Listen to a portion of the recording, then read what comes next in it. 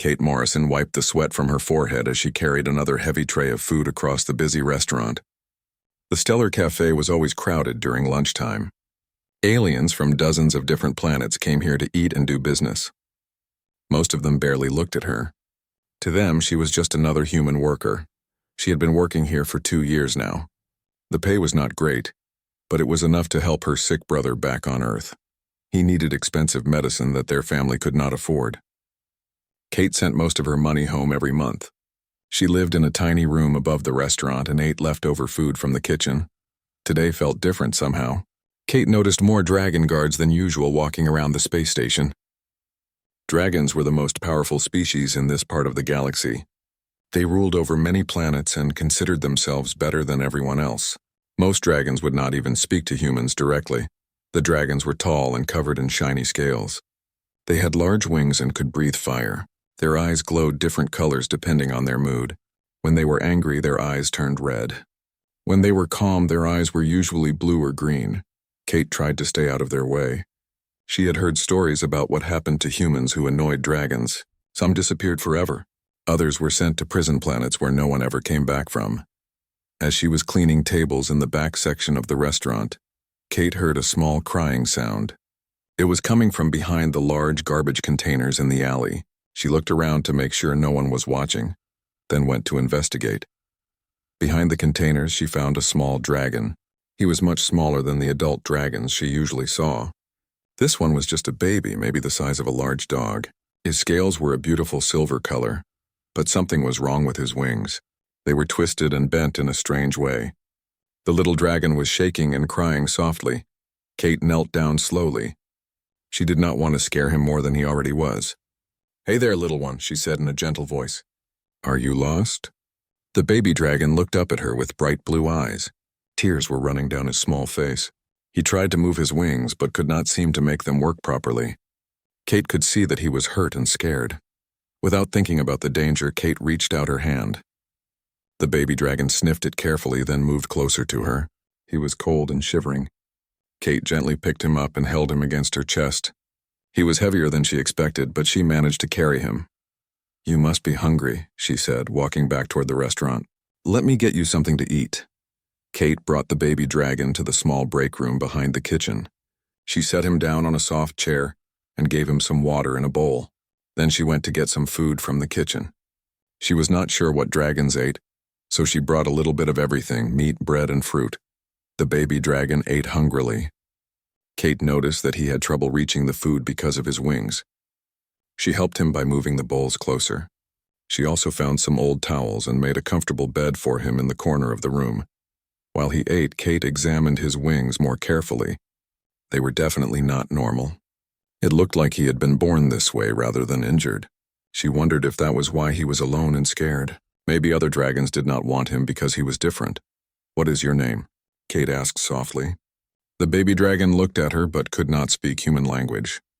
Instead, he made small chirping sounds. Kate smiled. "I will call you Zori until I can find out your real name." For the next hour, Kate took care of the baby dragon. She cleaned his face and made sure he was comfortable. She talked to him in a calm voice and sang a lullaby that she used to sing to her brother when he was little. The baby dragon seemed to understand that she was trying to help him. He stopped crying and even tried to smile. Suddenly, the door to the break room burst open. Kate jumped up in fear. Standing in the doorway was the largest dragon she had ever seen. He was at least 10 feet tall with golden scales that shined like metal. His eyes were blazing red with anger. Behind him stood 6 other dragons wearing armor and carrying weapons. Kate recognized him immediately. Everyone in the galaxy knew what Emperor Valthros looked like. He was the ruler of the Dragon Empire and one of the most powerful beings alive. Kate's heart stopped beating for a moment. She was sure she was about to die.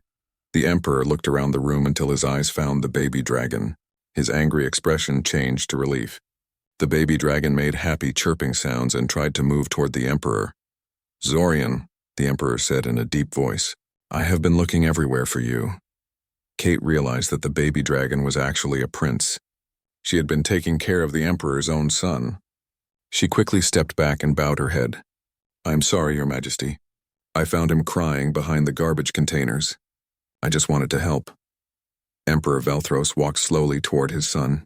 Kate expected him to push her aside or order his guards to arrest her. Instead, he stopped and stared at her. His red eyes were slowly changing to a softer orange color. Prince Zorian was sitting comfortably in the chair Kate had prepared for him.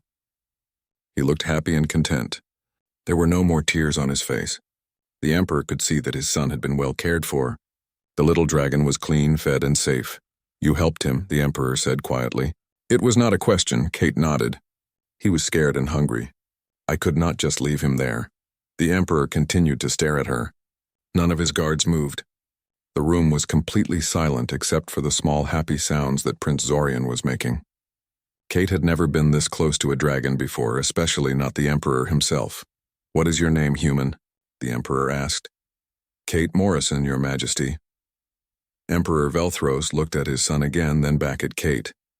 Something in his eyes was changing. For the first time in his long life, he was seeing a human as more than just a lower creature.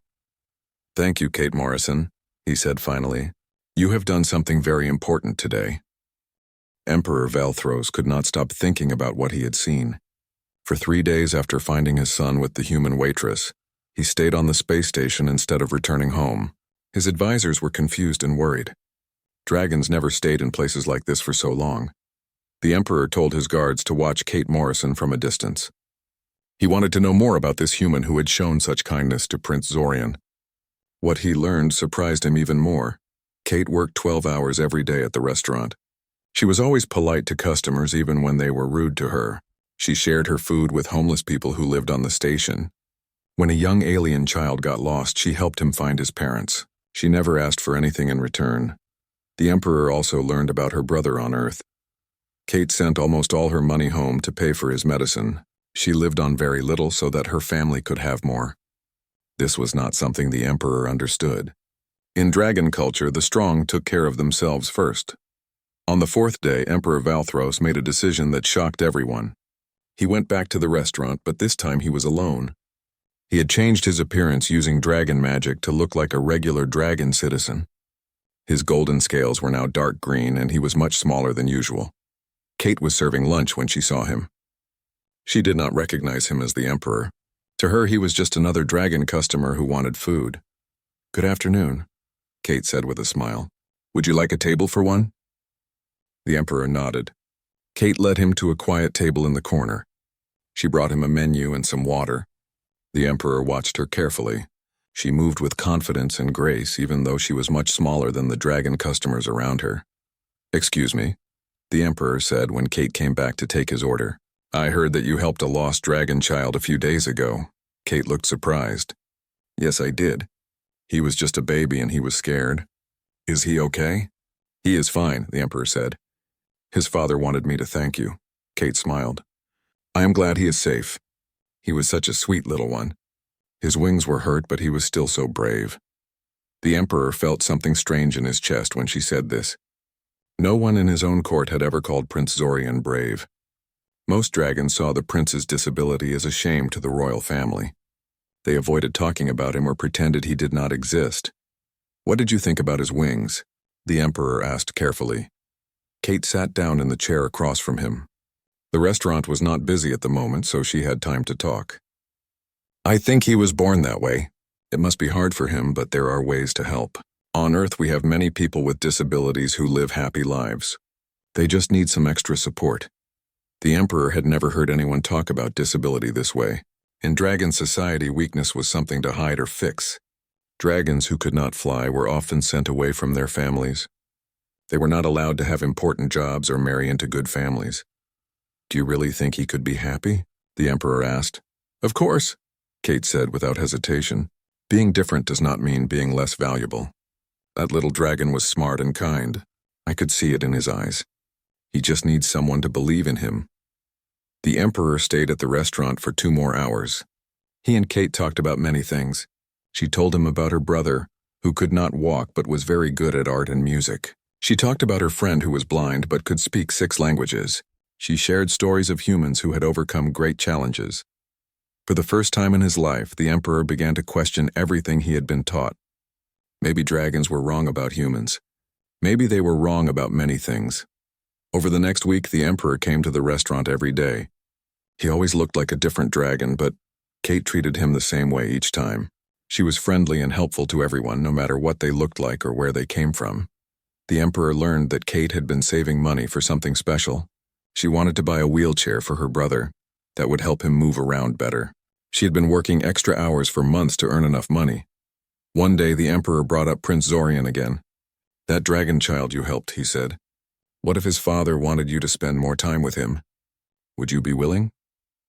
Kate looked confused. "I would love to help him more, but I do not think his family would want that. Dragons usually do not like humans very much. What if this family was different?" the Emperor asked. Kate thought about this. If they really wanted help and if it would be good for the little one, then yes. I would be happy to help. Children should have people who care about them, no matter what species they are. That evening, the Emperor returned to his ship. His advisors were waiting for him with worried faces. They had been trying to contact him for days. "Your Majesty," said his chief advisor, an old dragon named General Cross, "the High Council is demanding to know why you have not returned home. They are saying that your interest in humans is making you look weak." Emperor Valthros looked at his advisors. These dragons had served him for many years, but now he was seeing them differently. They were afraid of change and new ideas. They cared more about looking powerful than about doing what was right. "I have been learning," the Emperor said slowly. "Learning things that might change how we rule our empire." General Cross frowned. "What could humans possibly teach us, Your Majesty? They are weak and short-lived. They have no magic or great strength. They have something else," the Emperor said. "They have compassion. They care for their weak instead of abandoning them. They help strangers without expecting rewards. They see value in every life, even lives that are different from their own." The advisors looked at each other with alarm. This was not the Emperor they knew. He had always been proud of dragon superiority. He had never shown interest in other species before. "Your Majesty," General Cross said carefully, "perhaps you should speak with the High Council about these thoughts. They might have concerns." Emperor Valthros stood up. His eyes began to glow with golden light. "Tomorrow I want you to bring Prince Zorian to the space station. There is someone I want him to meet again." "Sir, is that wise? The prince's condition is not something we usually show to outsiders." That human waitress did not see his condition as something to hide, the Emperor said firmly. She saw it as something that made him special. "Maybe it is time we learn to see it that way too." The advisors said nothing more, but the Emperor could see fear in their eyes. They were afraid of what these changes might mean for the Empire and for their own positions of power. That night, Emperor Valthros could not sleep. He kept thinking about Kate Morrison and the way she had cared for his son. He thought about her stories of humans who lived full lives despite their challenges. Most of all, he thought about the happiness he had seen in Prince Zorian's eyes when he was with her. For the first time in centuries, the Dragon Emperor was beginning to question whether strength and power were really the most important things in the universe. Kate was cleaning tables when she saw the familiar small dragon enter the restaurant. She had been talking with him for over a week now, and she looked forward to their conversations. He always asked thoughtful questions and seemed genuinely interested in hearing about human culture. But today, he was not alone. Behind him walked 6 dragon guards carrying a special chair. In the chair sat the little dragon prince she had helped before. Kate's heart jumped with joy when she saw him. "Zori," she called out using the nickname she had given him. The little prince made happy chirping sounds and tried to move toward her. The guards looked uncomfortable about this display of affection between a human and dragon royalty. Kate ran over to Prince Zorian and knelt down beside his chair.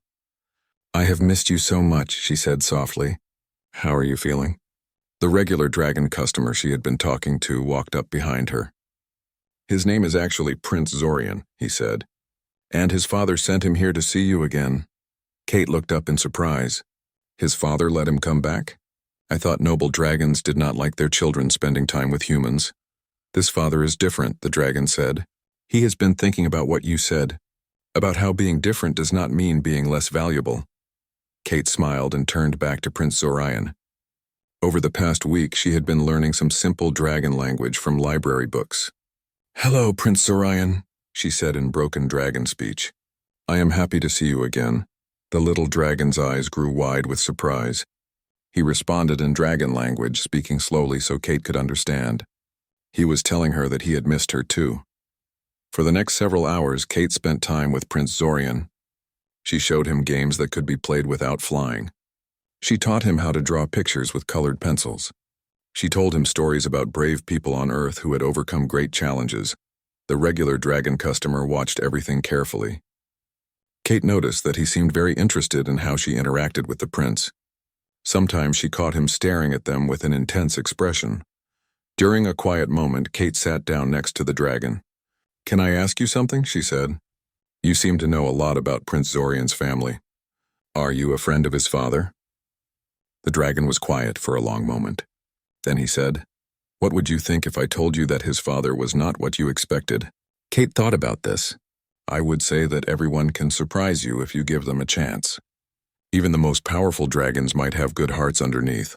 And what if his father wanted to change things? What if he wanted to make life better for dragons like Prince Zorian? That would be wonderful," Kate said. "But it would not be easy. Changing people's minds takes time and courage." The dragon nodded slowly.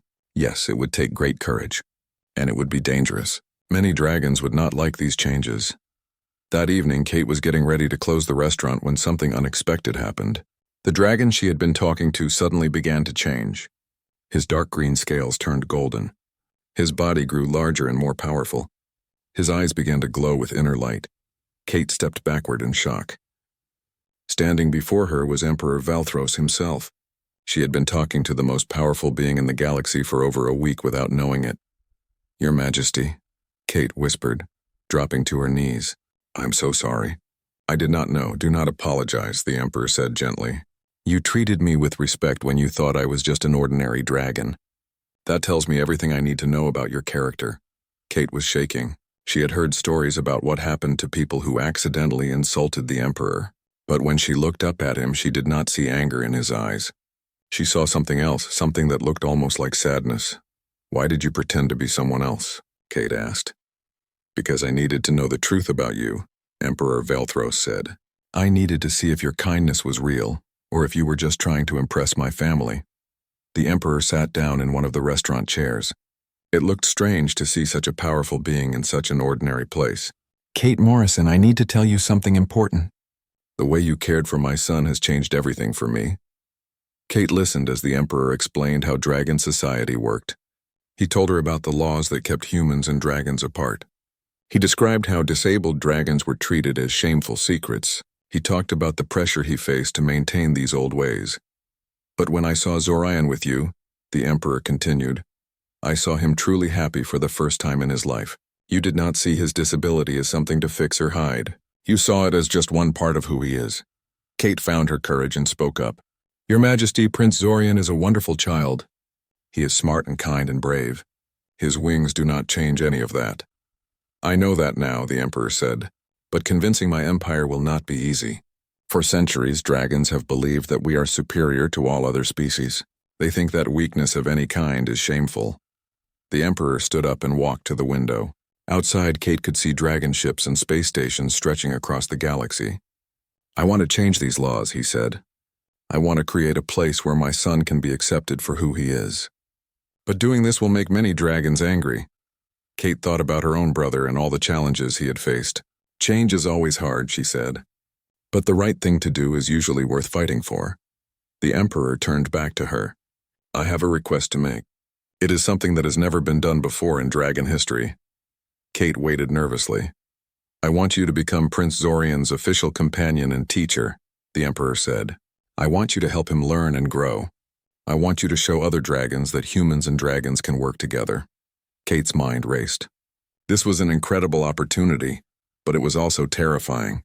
"Your Majesty, I am honored, but I am just a waitress. I am not educated enough to teach a prince." "You have already taught him the most important lesson of all," the Emperor said. "You taught him that he is worthy of love and respect exactly as he is. That is more valuable than any formal education." Kate thought about her brother on Earth. She thought about Prince Zorian and how happy he had been during their time together. She thought about the chance to maybe help change an entire empire's way of thinking. "If this would truly help Prince Zorian," Kate said finally, "then yes, I will do it." The Emperor smiled for the first time since she had known him. "Thank you, Kate Morrison. But I must warn you, this decision will put you in great danger. Many dragons will see you as a threat to their way of life. Some may try to hurt you. Kate straightened her shoulders. I have been facing danger and discrimination my whole life, she said. At least now it will be for something important. The Emperor nodded with respect. Tomorrow I will announce my decision to the High Council. By the end of the week, the entire galaxy will know that a human has been chosen to help raise the Dragon Prince. As Kate walked home that night, she knew her life would never be the same. She was scared, but she was also excited. For the first time, she felt like she could make a real difference in the world. She did not know that across the galaxy, dragon nobles were already planning to stop the Emperor's reforms before they could begin.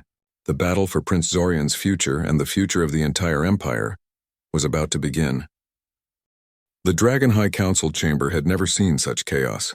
Ancient dragon nobles roared and breathed fire as Emperor Velthros announced his decision to make Kate Morrison the official teacher for Prince Zorian.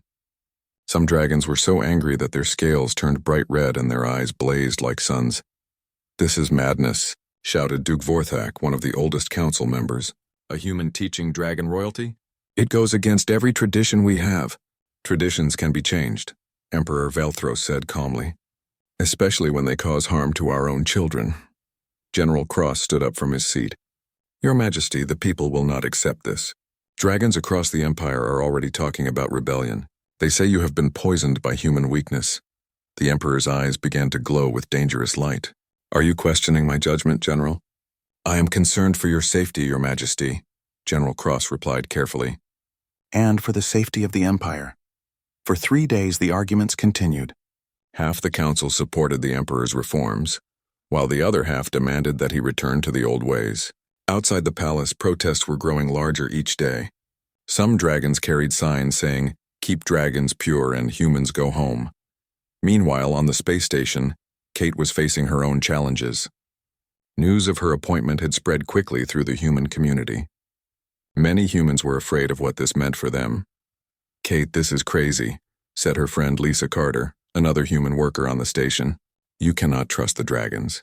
They have been our enemies for centuries." "This dragon is different," Kate said. "He really wants to help his son and change things for the better." "What if it is all a trick?" Lisa asked. "What if they just want to use you and then throw you away when they are done?" Kate had wondered about this too, but every time she saw Prince Zorian, she knew she was doing the right thing. The little dragon was learning so fast and becoming more confident every day. Kate had created special tools to help him write and draw. She had taught him games that used his mind instead of his body. Most importantly, she had shown him that being different was not something to be ashamed of. One morning, Kate arrived at the royal ship to find Prince Zorian very upset. He had been listening to the dragons argue about whether Kate should be allowed to stay. Some of the palace guards had been saying cruel things about humans where he could hear them. "They say you are not good enough to teach me," Prince Zorian said in his careful human speech. He had been practicing every day and could now have simple conversations with Kate. "What do you think?" Kate asked gently. Prince Zorian looked up at her with his bright blue eyes. "I think you are the best teacher anyone could have. You make me feel brave and smart. The other dragons make me feel broken." Kate knelt down and hugged the little prince. "You are not broken, Zorian. You are perfect exactly as you are." But their peaceful moment was interrupted by alarms throughout the ship. Dragon guards came running through the halls. Kate heard someone shouting about an emergency message from the outer colonies. Emperor Velthros appeared in the doorway, his face grim. "Kate, I need to tell you something terrible. A group of dragon rebels has taken control of 3 human colonies. They are holding thousands of humans hostage." Kate felt her blood turn cold. "What do they want?" "They want me to cancel all my reforms and send you back to Earth," the Emperor said. "If I do not agree within 7 days, they will start killing the hostages." Kate sat down heavily in a chair. Thousands of innocent people were going to die because of her. "Your Majesty, you have to give them what they want. Those people do not deserve to suffer because of me." "No," the Emperor said firmly. "I will not give in to threats. These rebels are not just against humans. They are against anyone who is different or weak. If we let them win now, they will keep using violence to get their way." Prince Zorian had been listening to this conversation with wide eyes. Suddenly he spoke up. "Father, I want to help save the humans." Both Kate and the Emperor stared at him in surprise. "Zorian, this is very dangerous," the Emperor said. These dragons want to hurt anyone who supports our changes. But I am not helpless, Prince Zorian said with determination. Kate has taught me that being different means I can do things that other dragons cannot do. My brain works differently because of my disability. Maybe that can help us find a solution. Kate looked at the brave little dragon with pride. In just a few weeks, he had changed from a scared, crying child into a confident young prince who wanted to help others. What are you thinking, Zorian? Kate asked. Prince Zorian moved to a computer terminal and began typing with the special keyboard Kate had designed for him. The rebels think they are smart, but they made a mistake. They chose colonies that are close to the old mining tunnels. I have been studying the maps of those areas. The Emperor and Kate watched as Prince Zorian pulled up detailed star charts and technical diagrams. His twisted wings did not work for flying, but they did not affect his brilliant mind. See here, Prince Zorian said, pointing to the screen. These tunnels connect all 3 colonies underground. But the rebels do not know about them because the tunnels were sealed up 50 years ago.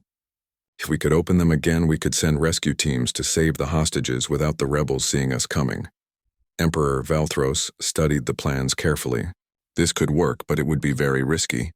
The tunnels are old and might collapse, and we would need someone small enough to fit through the narrow passages to prepare the way. I could do it, Prince Zorian said. I am small, and my disability means I am used to moving in different ways than other dragons. Absolutely not, the Emperor said immediately. I will not put my son in that kind of danger. But Kate was looking at the plans with growing excitement. Your Majesty, what if Zorian was not alone? What if I went with him? Humans are small too, and I know how to help him when his disability creates challenges. The Emperor shook his head. I cannot ask either of you to risk your lives like this. Kate stood up and faced the Emperor directly. You are not asking us. We are volunteering. Those people are in danger because rebels do not want humans and dragons to work together.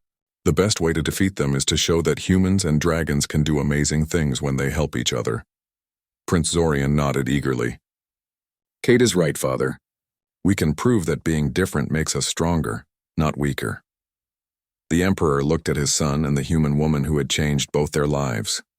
He saw courage and determination in both their faces. More importantly, he saw hope. Something that had been missing from his empire for far too long. If we do this, the Emperor said slowly, it will be the most dangerous mission in the history of the Empire. Are you both absolutely sure? Kate and Prince Zorian looked at each other and nodded. They had found something worth fighting for, and they were not going to let fear stop them. Then we begin planning immediately, the Emperor said. May the stars help us all. The rescue mission began at midnight. Kate and Prince Zorian entered the old mining tunnels through a hidden entrance on a small moon near the captured colonies. The tunnels were dark and cramped, but Prince Zorian's special way of moving actually helped him navigate the tight spaces better than a normal dragon could. Kate carried a backpack full of supplies and communication equipment. Prince Zorian had a small device that could cut through metal doors and walls. Together they made their way through the underground passages that had been forgotten for decades. Are you scared? Kate whispered as they crawled through a particularly narrow section. Yes, Prince Zorian admitted, but I am more excited than scared. We are going to save people, Kate. We are going to show everyone that different can be powerful. It took them 6 hours to reach the first colony. Through tiny cracks in the tunnel walls, they could see rebel dragon guards patrolling the streets above. The guards looked confident and relaxed. They had no idea that help was coming from below. Kate and Prince Zorian carefully cut a small hole in the floor of the colony's main building. They could hear human voices inside. The hostages were being kept in the basement. Kate lowered a tiny camera through the hole to see what was happening. There were about 200 humans crowded into a large room. They looked scared and tired, but they were not hurt. Only 2 rebel guards were watching them, and both guards were focused on the main entrance. Kate sent a signal to Emperor Valthros, who was waiting with the rescue fleet. Within minutes, dragon soldiers began entering the tunnels from the other direction.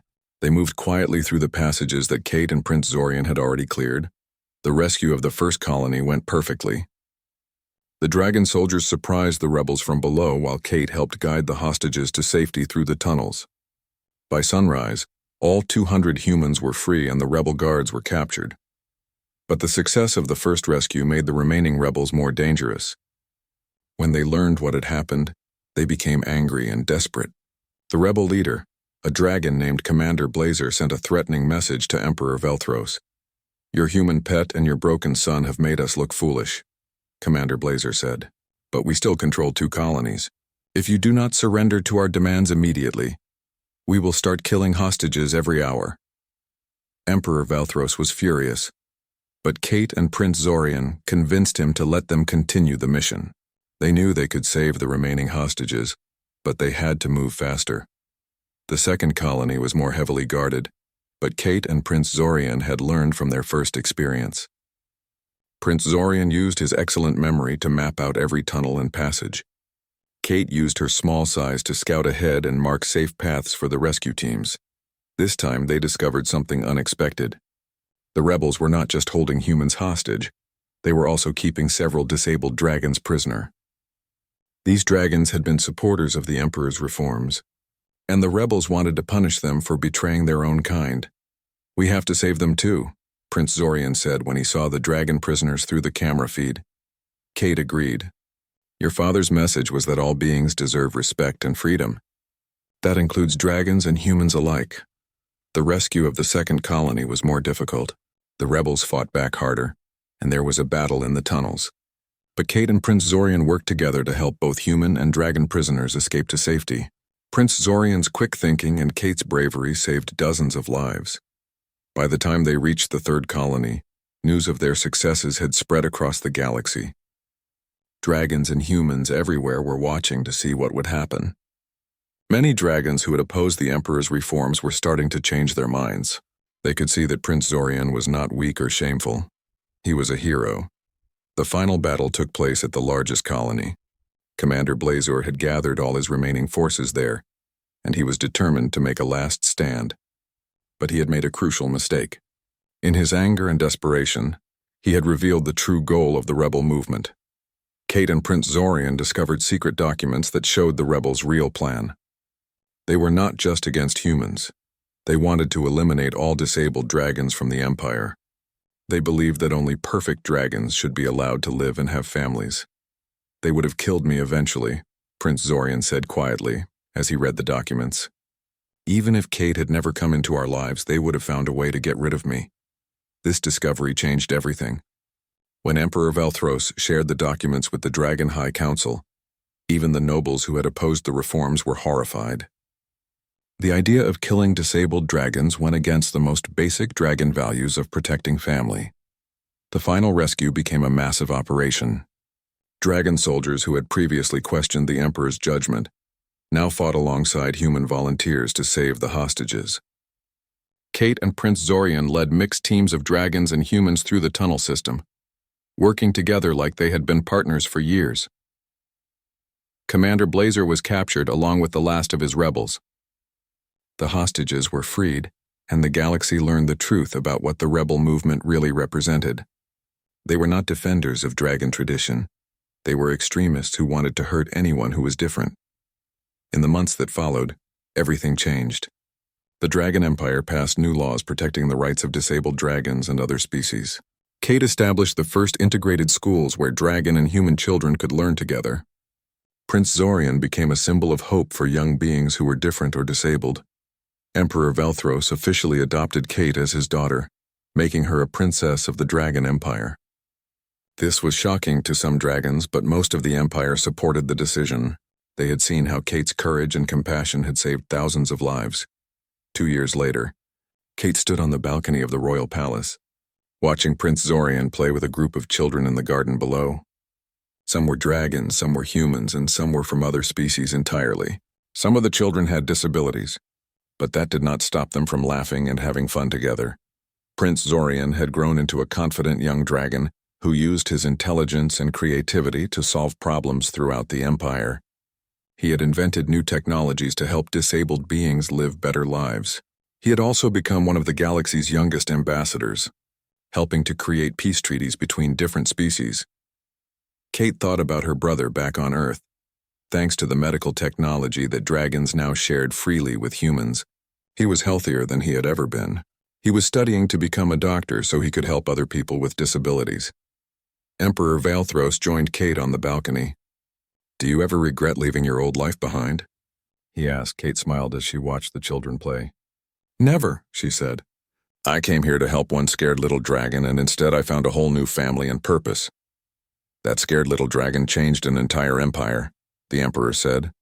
But he could not have done it without you showing him that being different was something to celebrate, not hide. As the sun set over the dragon capital, Kate felt grateful for the strange twist of fate that had brought her to this moment. Sometimes the smallest acts of kindness could change the whole galaxy. Sometimes helping one person could help millions. And sometimes, a human waitress and a disabled dragon prince could teach the universe that strength comes not from being perfect, but from having the courage to care for others and stand up for what is right. The Dragon Empire was no longer a place of fear and superiority. It had become a beacon of hope and inclusion for all beings, no matter how different they might be. And it all started with one human woman who saw a scared child and decided to help.